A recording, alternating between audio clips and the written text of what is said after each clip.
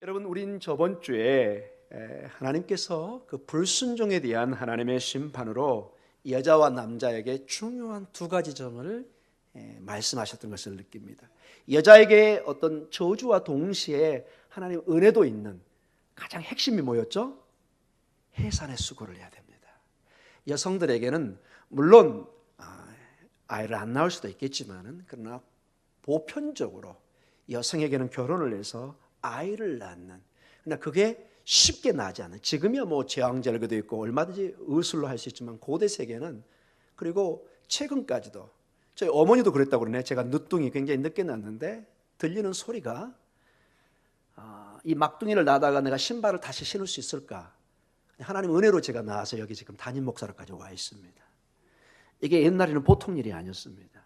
더구나 이렇게 늦산을 하고 그러면은 목숨 걸고 아기를 낳아야 되는, 이 고대 기록에 이스라엘 같은 데 보면 아기 낳다 많이 죽기도 했습니다. 그래서 굉장히 이게 쉬운 문제가 아니었던, 정말로 그 여성들에게는 해산의 수고, 그러나 하나님은 동시에 그 해산의 수고를 통해서 생명을 주는, 그리고 남자는 또 어떤 핵심이었었죠? 노동, 수고해야 됩니다. 땀을 흘려야 됩니다. 요즘에 많이 밖에서 여성들도 일을 하는 분도 많이 계시지만 원래 창조 질서를 보면은 남자가 이걸 책임을 져야 됩니다. 그래서 어떤 결과를 가져오는데 항상 이렇게 온몸에 땀을, 즉 수고를 해야만이, 열심히 일을 해야만이 그 결과가 주어지는. 그러나 때로는 엉겅퀴, 가시, 즉 수고를 해도 땅이 소산을 잘 주지 못하는, 때로는 가뭄이 될 수도 있고 흉년이 될 수도 있고 우리 삶이 예측할 수 없는, 이게 옛날에 이제 농사 중심이죠. 우리가 사업을 할 때 항상 잘 되는 게 아니잖아요. 장사를 하다 보면 위기도 오고 파산도 올 수 있고 어려움도 올 수 있고, 이 모든 것이 불순종의 결과로 주어지는. 그러나 오늘 이 본문도 보지만은 하나님께서는 어떻게 보면은 그렇게 우리들에게 모질질 못하는 것 같아요. 마치 부모님들이 너 죽어, 너 경고했다, 그러나 죽이는 부모는 없습니다. 비슷한 것 같아요. 오늘 보면 분명히 하나님이 엄한 벌을 내리셔야 되는데 반드시 거기에 은혜의 씨앗을 남겨놓습니다. 정말로 아이를 낳는 고통 속에 몸이 으스러지는 고통이 있지만은 그 생명의 기쁨을 주고, 열심히 가장으로서 일을 하면서 정말 어떨 때는 죽도록 새벽부터 밤늦게까지 일하는, 공부하는 사람도 일하는 사람도, 그러나 그걸 통해서 우리의 가족들이, 우리의 자녀들이 공부도 할 수 있고 음식도 먹을 수 있고 수고를 가져오는, 모든 것이 그 하나님의 마음인 것을 우리가 보게 됩니다. 우리 하나님께서 우리에게 그렇게 대해줄 줄 믿습니다. 때로는 하나님 훈련을 통해서 우리를 매를 대실 수도 있습니다. 때로는 우리에게 어려움을 줄 수도 있습니다. 그러나 하나님은 그게 끝이 아닙니다. 우리가 하나님 앞에 기도하고 하나님의 자녀로 있으면 반드시 우리를 승리케 하실 줄 믿습니다. 우리를 반드시 고쳐주시고 회복해 주시고 하나님의 생명으로 인도할 줄 믿습니다. 그게 11시 예배에 얘기했던, 제가 정말로 하고 싶었던 얘기가 뭐냐, 배짱을 가져라는 것입니다. 배짱. 이거는 자녀만이 부모에게 가질 수 있는 마음입니다. 여러분, 아무나 배짱 버렸다가는 혼납니다. 여러분, 이 배짱, 여기 명치에서 나오는 그 힘, 내 부모는 반드시 나를 붙잡아 주실 것이다. 하나님은 반드시 나를 회복시켜 줄 것이다. 부활의 생명을 나에게 반드시, 그 부활의 능력을 부어 주실 것이다. 이 것, 이 배짱, 이 힘을 가지고 가는 것입니다. 오늘 이 본문에 읽는 내용도 참으로 여러 가지 어려움이 있고 추방의 내용이 있고 쫓겨남의 정말 비참한 모습도 있지만, 이 가운데 하나님의 놀라운 은혜에 또한 씨앗이 있는 것을 보게 됩니다. 자, 오늘 본문은 20절로 시작됩니다. 같이 읽겠습니다. 아담이 그의 아내의 이름을 하와라 불렀으니 그는 모든 산자의 어머니가 됨이더라. 아멘. 자, 드디어 이제 하나님께서 여자와 남자에게 말씀을 주시고 이제 아담이 그의 아내에게 말을 하기 시작합니다. 아내의 이름을 뭐라고 부른다고요?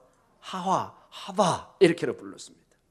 그 뜻이 모든 산자의 어머니가 됐다는 뜻입니다. 원래 이 하와의 뜻은 생명, 생명을 주는 자, 이 말에서 온 단어입니다. 하와, 생명 또는 생명을 주는 자, 이 뜻입니다. 이것은 정확하게 아담이 이제는 하나님께서 이 하와에게, 여인에게, 아내에게 준 말씀을 이제는 정말로 꼼꼼히 들었다는 것을 명확히 알 수 있습니다. 우리 창세기 3장 16절에 이런 말씀이 있습니다. 3장 16절에 거기 본문에 여러분 같이 읽어볼까요? 또 여자에게 이르시되 내가 네게 임신하는 고통을 크게 더하리니 내가 수고하고 자식을 낳을 것이며. 수고하지만, 거기까지만 읽겠습니다. 수고하지만 몸이 으스러지는 그런 고통이 있지만 자식이라는, 나의 후손이라는, 내 생명이라는, 내 분신이라는 것을 하나님의 선물로 주십니다. 이건 하나님의 은혜가 아니면 설명이 불가능합니다. 아담과 하와로 영원히 끝나야 될 그 대가 계속해서 이어지는 후손의, 자손의 축복을 허락해 주는 것입니다.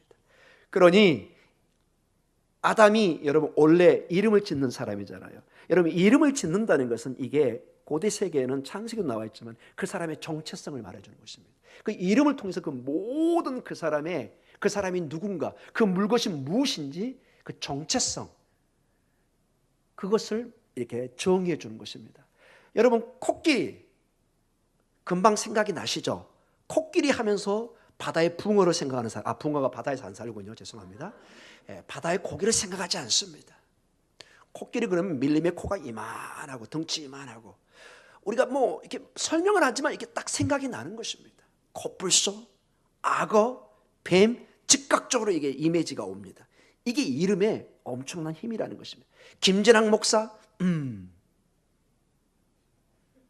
여러분이 생각하는 게 있습니다. 굳이 말 안 하셔도 됩니다. 딱 이렇게 생각나는 것이 있습니다. 하와 뭐라고요? 생명은 주는 자.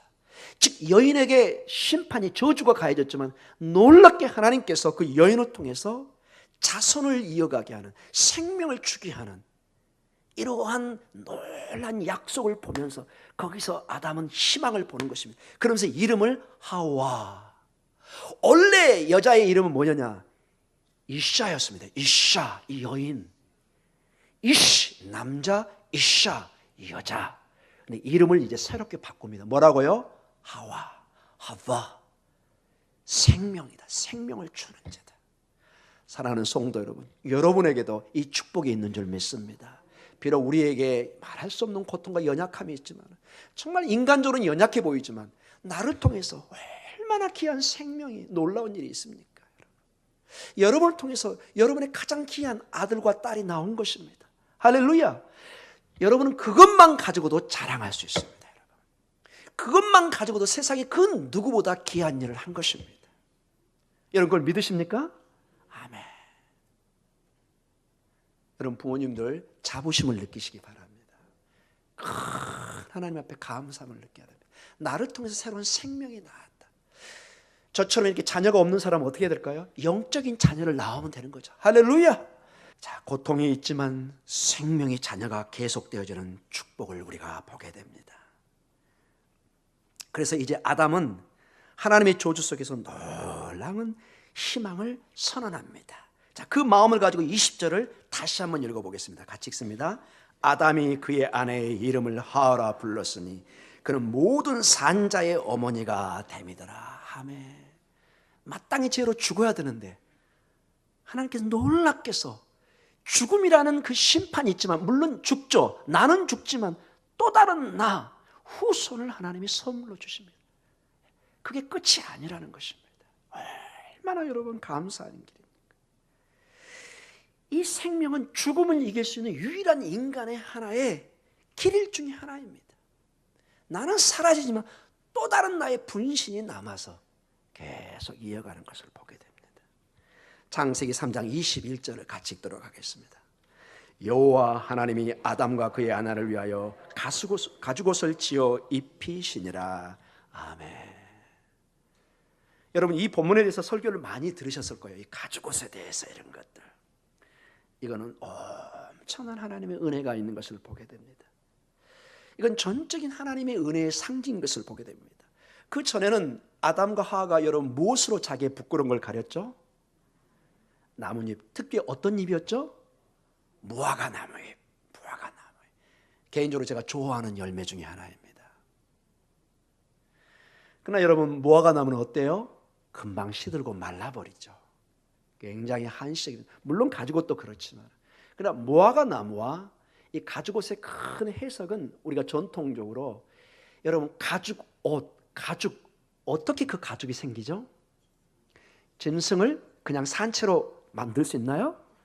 죽여야 됩니다, 여러분. 피를 흘리고 희생이 필요합니다, 여러분. 즉, 누군가의 어떤 동물의 희생을 통해서, 피 흘림을 통해서 나의 부끄러움이, 내 몸이 따뜻함을 입는 이런 과정을 보게 됩니다. 이것은 큰 상징인 것을 보게 됩니다. 나중에 보면은 여러분, 이게 바로 어린 양 대신 예수 그리스도의 죽으심과 그 보혈을 통해서 우리가 죄 사함을 입고 새롭게 되는. 그래서 여러분, 구약에는 이곳저곳에 우리가 옷을 갈아입는 것을 큰 하나님의 은혜의 상징으로 표현되어 있습니다. 한 예로 스가랴서 3장 33절과 4절은 중요한 메시아의 예언의 장 중에 하나입니다. 거기에 이런 말이 있습니다. 같이 읽어볼까요? 여호수아가 더러운 옷을 입고 천사 앞에 서 있는지라 여호와께서 자기 앞에 선 자들에게 명령하사 그 더러운 옷을 벗기라 하시고 또 여호수아에게 이르시되 내가 내 죄악을 제거하여 버렸으니 내게 아름다운 옷을 입히리라 하시기로. 아멘. 즉, 가죽옷을 입혔다는 것은 앞으로 이 아담과 하와 그리고 그 후손의 죄를 뭐 하겠다는 상징을 보여주고 있는 거죠? 사하겠다는. 궁극적으로 예수 그리스도를 통한 진정한 하나님의 어린 양인 하나님의 그 제물을 통해서 하나님께서 이 예언을 성취할 것을. 벌써 그래서 여러분, 이 본문의 말씀에 21절에 큰 하나님의 은혜가 깊이 묻어 있습니다. 단순한 이게 상징적으로 가죽옷이 아니라 마치 우리가 여러분, 우리의 고대식, 지금도 뭐 그런 가정도 있긴 하지만 아버지의 반지를 탁 빼가지고 아들에게 탁 줬습니다. 이건 단순히 반지를 선물로 주는 의미가 아닙니다. 이제는 내 모든 게 네 거라는 뜻입니다. 너는 내 아들로서, 내 딸로서 내 모든 것을 네가 이어받을 거라. 고대 세계는 이 반지를 넘겨주는 것은 자기의 모든 것을 넘겨주는 것입니다. 옛날에 왕권도 이 반지를 통해서 이렇게 넘겨주잖아요. 가죽옷도 이게 모두 다 상징적 의미가 있는 것을 보게 됩니다. 하나님은 때로는 우리를 책망하시고 때로는 우리를 심판할 수도 있습니다. 그러나 가죽옷을 입혔던 그 사랑의 마음처럼 우리를 사랑하시고 사해 주시고 용서해 주시고 그분 앞에 나오시면은 한없는 사랑으로 품어주실 줄 믿습니다. 아멘. 계시록에도 이러한 옷을 갈아입는 모습이 계시록 마지막 예언의 말씀에 이렇게 나와 있습니다. 계시록 19장 8절입니다. 같이 읽어볼까요?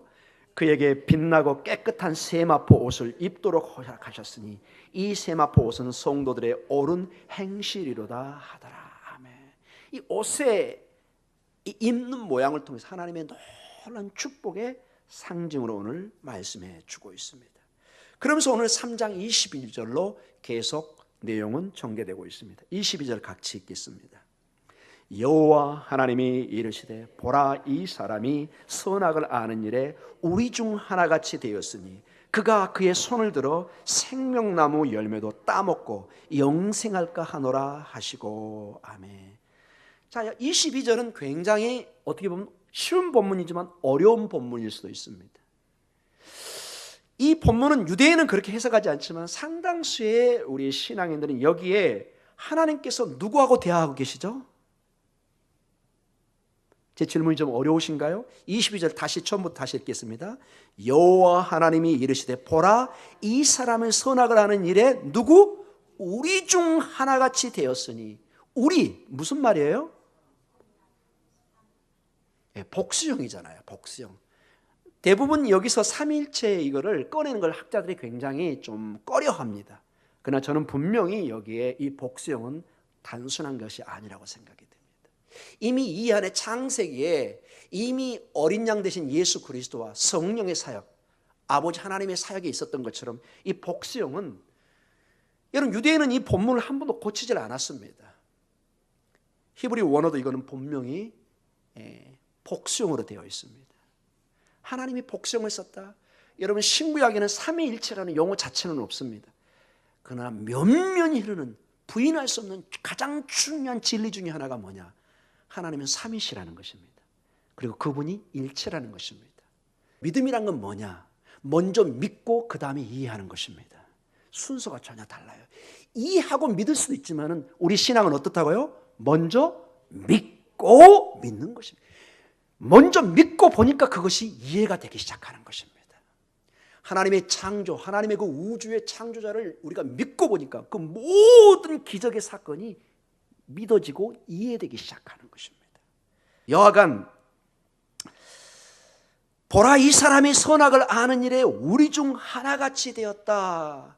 우리 중 하나같이 되었다. 즉 뭐처럼 됐다는 거죠? 하나님처럼 된 거예요. 하나님처럼 됐다는 것입니다. 이거는 어떤 면에서 마귀 사탄이 하와에게 한 얘기하고 거의 일치합니다. 맞는 것처럼 보입니다. 하와에게 얘기했거든요. 네가 이거 먹으면은 하나님처럼 될 것이다. Like God 이런 말이 되어 있습니다. 하나님처럼 될 것 같다. 그러나 이 본문의 내용을 보면은 우리가 하나님처럼 되는 것이 결코 축복이 아니라는 것입니다. 여기서 아담과 하와의 하나님 같이 되는 것은 그들이 생각하는 것처럼 영광스러운 것만은 아닌 것입니다. 사실은 불명예스럽고 수치스러운 하나의 내용으로 22절은 전개되고 있습니다.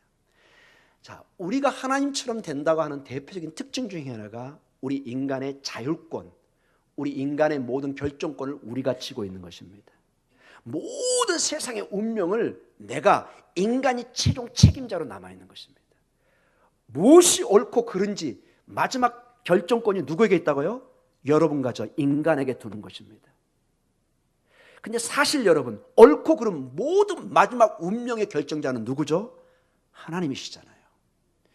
그러나 타락 이후에 우리 인간의 역사는 모든 윤리적 자율권, 그 모든 것의 최종 책임자를 인간에게 뒀습니다. 이게 좋은 것처럼 보이지만 우리 인류의 역사는 전쟁의 역사요, 죽음의 역사요, 유토피아가 아니라 불행의 역사인 것을 보게 됩니다. 단 한 번의 어떠한 인간의 역사 속에서도 유토피아 이상향을 만들어 본 적은 없습니다. 마지막에 모든 역사는 뭘로 끝나죠? 전쟁으로 끝납니다.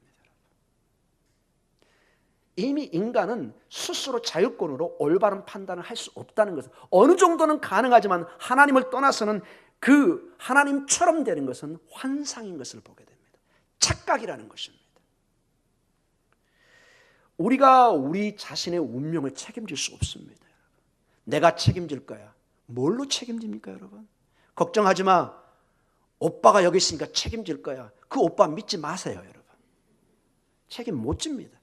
여러분, 하나님을 떠나서 어떠한 영적인 흉내들, 자율권, 환상입니다. 그 자체가 불행의 시작입니다. 모든 이단과 교주들과 독재자들을 봐보십시오. 마지막은 비참한 죽음입니다. 하나님을 떠난 자율권은 환상이요, 하나님을 흉내내려고 하는 것 자체가 전혀 하나님 앞에 통하지가 않습니다. 왜냐? 여러분, 우리는 피조물입니다. 하나님만이 창조주고 절대 주권자입니다. 이 선을 넘어가 버리면 안 됩니다. 인간은 이 절대 주권을 행사할 수 있는 존재가 아닙니다. 죽음 하나도 극복하지 못하는, 아무리 과학이 발전하고 의술이 발전해도 죽음을 막을 수는 없습니다. 인간은 자유권을 가지고 아무리 좋은 과학을 발전시키지만 반드시 악용하는 사람이 일어납니다. 악용하는 사람이. 원자력, 우리에게 얼마나 귀한 동력, 전기를 줍니까? 그러나 원자력 잘못하면 지구에 종말을 가져올 수 있습니다. 여러분, 인간의 모든 것은 우리 스스로 책임질 수 없는 말들을 하고 있고, 하나님처럼 흉내내는 것 자체가 하나님이 용납하지 않는 것을 보게 됩니다. 사랑하는 성도 여러분, 우리가 아무리 몸부림치지만 우리는 죄인이고 하나님처럼 될 수도 없고 우리의 궁극적인 것은 죽음인 것을 말씀해 주고 있습니다. 성경은 우리는 사실 죽은 자라고 말씀하고 있습니다. 특별히 죄에 대해서 죽은 자라고 말씀하십니다. 에베소서 2장 1절을 같이 읽도록 하겠습니다. 2장 1절 같이 읽을까요? 그는 허물과 죄로 죽었던 너희를 살리셨도다. 죽을 것 같은 그런 단어가 아닙니다. 헬라어로는 명확합니다. 이미 죽은 자입니다. 이미 죽은 자입니다. 마치 에스겔서 37장에 나와 있는 것처럼 마른 뼈자루처럼 아무런 생명이 없는 그들에게 하나님의 성령을 통해서 살리신 것처럼 죽은 우리를 전적인 하나님의 은혜로 살리신 것입니다. 여러분, 죽은 자가 무슨 자유권을 행사합니까? 여러분, 그건 허망한 것입니다. 환상인 것입니다. 사랑하는 성도 여러분, 우리는 근본적으로 하나님을 의지하지 않고는 희망이 없는 것을 선언합니다. 하나님만이 진정한 책임을 지고 우리의 운명을, 생명을 인도해 가시는 것입니다. 교회는 부활을 선언하고 이 하나님의 절대 통치를 선언하는 장소입니다. 자, 그러한 죄의 결과로 동시에 23절과 24절에 오늘 본문으로 연결됩니다. 같이 읽을까요? 여호와 하나님이 에덴 동산에서 그를 내보내어 그의 근원이 된 땅을 갈게 하시니라. 이같이 하나님이 그 사람을 쫓아내시고 에덴 동산 동쪽에 그룹들과 두루 도는 불칼을 두어 생명나무의 길을 지키게 하시니라. 아멘. 그 하나님의 지성소 같은 하나님의 임재의 상징인 에덴 동산에서 결국 인간은 어떻게 되죠? 쫓겨납니다. 이게 죄의 결과입니다. 추방당합니다.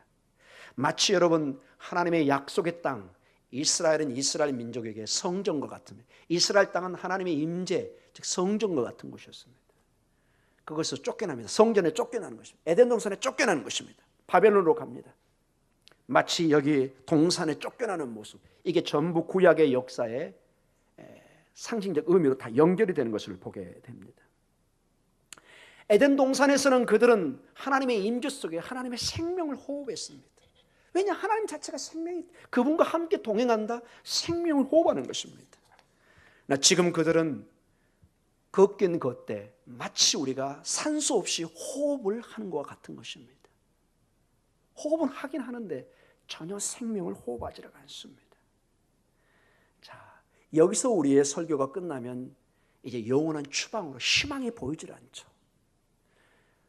마치 탕자의 비유처럼 그 허랑방탕한 아들을 기다리는 아버지처럼 하나님께서는 진정한 아담인, 제2의 아담인 예수 그리스도를 통해서 온전히 이 에덴 동산을 회복해서 다시 우리를 그곳으로 초청하고 그것을 새로운 새하늘과 새 땅이라는 단어로, 새 예루살렘이라는 용어로 우리를 초청하고 우리를 축복하고 우리에게 영원한 생명을 주시는 그 모습을 나중에 보게 됩니다. 이 모든 것이 예수 그리스도를 통해서 상징되고 은혜의 씨앗이 발휘되는 것을 보게 됩니다. 자, 진정한 에덴 동산으로 들어가는 것은 제2의 아담인 예수 그리스도를 통해서 이루어진 것이 계시록 21장과 22장에 이렇게 군데군데 중요한 내용이 나와 있습니다. 오늘 이 말씀을 보면서 우리가 오늘 본문의 설교를 마치도록 하겠습니다. 계시록 먼저 21장 2절과 3절에 이런 말씀이 나와 있습니다. 같이 읽을까요? 또 내가 보매 거룩한 성 새 예루살렘이 하나님께로부터 하늘에서 내려오니 그 준비한 것이 신부가 남편을 위하여 단장한 것 같더라. 내가 들으니 보좌에서 큰 음성이 나서 이르되 보라, 하나님의 장막이 사람들과 함께 있음에 하나님이 그들과 함께 계시리니 그들은 하나님의 백성이 되고 하나님은 친히 그들과 함께 계셨어. 전전 뭐죠? 함께 있습니다. 쫓겨나지가 않습니다. 예수 그리스도를 통해서 우리 모두가 새 거룩한 성에서, 즉 새 에덴 동산에서, 새 하늘과 새 땅에서 하나님의 장막이란 말이 3절에 나와 있습니다. 즉 하나님의 성막, 하나님의 성전을 의미합니다. 진정한 성전, 진정한 하나님의 거처, 새 에덴 동산, 새 하늘과 새 땅, 그곳에 하나님의 우리가 백성이 되고 하나님이 친히 그들과 함께 계셔서 매우 유사한 이미지입니다. 아담과 하와가 에덴 동산에 하나님과 함께 있던 모습이 그대로 이렇게 스쳐 지나가고 있습니다. 얼마 후에 우리가 개인적으로 죽어서든지 아니면 주님의 재림을 통해서 이 놀라운 축복을 받을 줄 믿습니다. 그래서 여러분, 부활의 능력을 믿으면은 죽음을 우리가 슬퍼는 하지만 영원히 질질 짜고 울지는 않습니다. 왜? 우리에게는 이 영원한 축복이 주어져 있잖아요. 오죽했으면 사도 바울이 이 환상을 보고 와, 나 빨리 가고 싶다. 여러분 그 본문에 나오잖아요. 나 하나님 빨리 데려갔으면 좋겠다. 그러나 여기 남아있는 이유가 뭐라고 그랬죠? 오직 사명을 감당. 전도를 해야 되니까, 선교를 해야 되니까. 그 이유 하나지. 그 외에는 사도 바울이 뭐라고요? 가고 싶다 빨리. 왜? 그걸 보니까 와, 놀라는 하나님. 우리가 상상할 수 없는 하나님의 장막이 새하늘과 새 땅에 있는 것을 우리가 성경을 통해서 봅니다. 계속해서 계시록 21장 22절에서 23절은 이런 식으로 계속 묘사합니다. 같이 읽겠습니다. 성 안에서 내가 성전을 보지 못하였으니 이는 주 하나님 곧 전능하신 이와 및 어린 양이 그 성전이심이라. 그 성은 해와 달의 비침이 쓸데없으니 이는 하나님의 영광이 비치고 어린 양이 그 등불이 되심이라. 아멘. 그 어린 양, 그 가죽옷의 상징인 그 어린 양, 제2의 아담, 우리 주 예수 그리스도가 그 성전에 빛으로 가득합니다. 더 이상 성전을 보지 못해, 무슨 건물을 보지 못해. 왜? 하나님과 그 어린 양이 그 자체가 성전입니다. 하나님의 임재입니다. 우리가 이해할 수 없는 그런 놀라운 광경이 보이기 시작합니다. 여러분, 그래서 천국, 여러분 자꾸 기도하시면서 뭐 입신 이런 걸 얘기하시면서 천국 보여달라고 할 필요가 없습니다. 여기 이미 천국이 그려져 있잖아요, 여러분. 할렐루야. 아멘. 여러분, 그 천국은 이런 보석으로 상상할 수 없는, 우리가 인간이 보석 그러면 다 놀래고 기쁘기 때문에 상징적으로 의미하는 거지, 우리가 알 수 없는 전혀 다른 차원이 펼쳐지는 것입니다. 여기에 지금 요한계시록, 요한이라는 사도를 통해서 이 천국이 이미 보여주고 있습니다. 상상할 수, 또 다른 차원의 세계가 있는 것을 보게 됩니다. 자, 마지막으로 22장 1절과 5절에 가장 에덴 동산과 흡사한 그런 묘사가 나오기 시작합니다. 이게 제 얘기가 아니라 하나님의 말씀에 기록되어 있으니 얼마나 감사. 여러분, 천국이 그려지고 보고 싶고 그럴 때마다 이 말씀을 묵상하십시오. 자꾸 꿈에 뭘 보여달라고 그러면은 이상한 사람 나타납니다. 이걸 보시기 바랍니다. 말씀에는 여러분 어떤 것도 우리의 기준이 될 수 없습니다. 계시록 22장 1절에서 5절 같이 읽습니다. 또 그가 수정같이 맑은 생명수의 강을 내게 보이니 하나님과 및 어린 양의 보좌로부터 나와서 길 가운데로 흐르더라. 강 좌우에 생명나무가 있어 12가지 열매를 맺되 달마다 그 열매를 맺고 그 나무 잎사귀들은 만국을 치료하게 하여 있더라. 다시 저주가 없으며 하나님과 그 어린 양의 보좌가 그 가운데에 있으리니 그의 종들이 그를 섬기며 그의 얼굴을 볼터이요 그의 이름도 그들의 이마에 있으리라. 다시 밤이 없겠고 등불과 햇빛이 쓸데없으니 이는 주 하나님이 그들에게 빛이심이라. 그들이 세세토록 왕노릇 하리로다. 아멘. 여러분, 생명수, 생명나무 다 에덴 동산의 용어잖아요. 그리고 저는 좀 주목할 게 여기 22장 3절에 보면은 종들이 그들을 섬깁니다. 종이란 단어가 나오는데 놀랍게 성도인 우리는 5절에 종이란 단어를 더 이상 쓰질 않습니다. 우리 22장 5절을 다시 한번 읽어볼까요? 우리가 어떤 신문으로 표현할지 같이 있습니다. 다시 밤이 없겠고 등불과 햇빛이 쓸데없으니 이는 주 하나님이 그들에게 비치심이라. 그들이 세세토록 왕 노릇 하리로다. 우리 옆 사람하고 인사하겠습니다. 왕님 존경합니다. 예. 왕님 존경합니다. 예. 여러분, 오늘 커피 한잔 나눴던 사람으로 생각했는데 여러분과 제가 영원한 세계 어떤 사람이라고요? 왕입니다. 우리는 종이 아니라 다스리는 놀라운 신비로 변합니다. 사도 바울이 이 세계를 보고 오면서 너무 놀라운 세계라 너무 놀라서 말을 하지 않아요. 왜? 이 말을 발설하면 성도들이 자기를 우상화시킬까 봐 말을 하지 않습니다. 너무 놀라운 환상을 보고 온 것입니다. 여러분, 그래서 옆 사람을 보면서 제가 농담 반 진담 반 인사했지만은 너무나 대단한 분이 옆에 계신 것입니다. 너무나 귀한 분이 지금 옆에 있는 것입니다. 여러분, 이제 배짱이란 말을 이제 이해하시겠습니까? 배짱 부릴만 하죠? 똥배짱이 아닙니다. 이게 사실은 진짜로 배짱 부릴 수 있는 신앙의 도장이잖아요. 도장. 이건 주님의 말씀입니다. 변개치 않습니다. 1.1핵도 변함이 없습니다. 여러분과 저는 부활의 믿음으로 살아가며 능력 안에 주님의 마라나타의 신앙으로 주님과 함께할 때 왕노릇하는데 22장 5절을 다시 한번 읽겠습니다. 시간이 갔는데 놀라운 게 기록되어 있습니다. 다시 시작. 다시 밤이 없겠고 등불과 햇빛이 쓸데없으니 이는 주 하나님이 그들에게 비치심이라. 그들이, 자, 중요합니다. 할렐루야. 장기 집권입니다, 여러분. 할렐루야. 이 헬라어는 여러분 끝이 없는 거예요. 주님이 아시고 세세토록 왕노릇하게 합니다. 여러분 배짱을 가지시기 바랍니다. 당당하시기 바랍니다. 이 믿음이 있으면 이 땅에 좀 부족한 게 있고 힘든 게 있어도 힘을 갖습니다. 여러분, 여러분의 은행 계좌에 수천억 조 단위가 있다면 아무리 내가 거렁빙처럼 걸어 다녀도 배짱을 가집니다. 힘을 내는 것입니다. 웃기지도 않는 거예요, 저런 것들은. 여러분, 아무것도 아니에요. 여러분, 사랑하는 성도 여러분, 세상의 돈도 권세도 이렇게 나를 변화시키는데 영원한 하나님의 약속, 여러분 믿으시기 바랍니다. 배짱을 가지시기 바랍니다. 힘을 내시기 바랍니다. 여러분 좀 아프신 분들 계시죠? 이 세계는 여기 보면은 아픔도 온전한 하나님의 가장 영롱한 생명체로 변화됩니다. 아무도 알지 못하는, 그 누구도 상상할 수 없는 모습으로 변해갑니다. 그 부활의 영광을 바라보시면서 오늘도 배짱 가운데 믿음 가운데 승리해가는 여러분의 삶이 있으시기를 주님의 이름으로 축원합니다. 기도하겠습니다.